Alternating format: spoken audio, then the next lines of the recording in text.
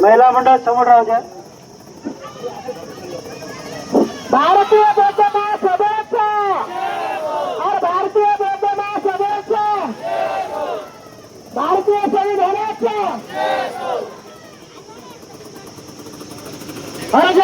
शेनगावचं police प्रशासन असेल किंवा हिंगोलीचं जे पोलीस प्रशासन असेल, आता संदेशभाई देशमुखने सांगितलं की हे सरकार शंड आहे.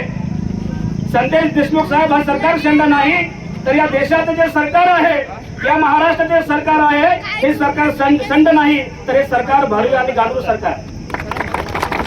आणि तुम्हाला माहिती आहे या देशामध्ये जेव्हापासून नरेंद्र मोदी आलाय, माणूस आलाय देशामध्ये, या महाराष्ट्रात फडणवीस आलाय, बीजेपीचं सरकार जेव्हापासून आलंय तेव्हापासून या देशातली आपण परिस्थिती पहा, या राज्यातली परिस्थिती पहा. जे महापुरुषांचे पुतळे आहेत, तथागतांचे पुतळे असतील, मूर्ती असतील, बाबासाहेबांच्या मूर्त्या असतील, हा मूर्त्या तोडण्याचं काम आणि त्यांचे विचार संपवण्याचं काम या देशामध्ये, या महाराष्ट्रामध्ये कोणी करत असेल तर या देशात आणि महाराष्ट्राचं जातीवादी सरकार ठिकाणी करत आहे.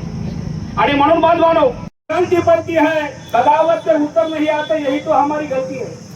अगर बगावत से उतर आते तो सारा जमाना हिला देते. माता सभी देश में संविधान मेरे बाबा साहब का ना होता तो इन हिजड़ों को एक चौक में लाके जिंदा ही जला देते.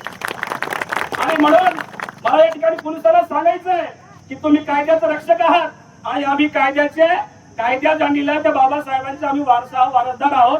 म्हणून आमच्या आंबेडकरी समाजाचा आपण या ठिकाणी अंत पाहू नये. आज जर पोलिसांनी आठवड्याच्या आत आरोपीचा शोध घेतला नाही, त्याला जर अटक केली नाही, तर भविष्यामध्ये जर तो आरोपी आम्हाला कळाला की हा आरोपी आहे, तो आरोपी आहे, तेव्हा मात्र आम्ही त्या आरोपी पोलिसांच्या हवाली करणार नाहीत. मग ते आमच्या हवाली करून त्याचे हातपाय तोडल्याशिवाय आम्ही करत बसणार नाही.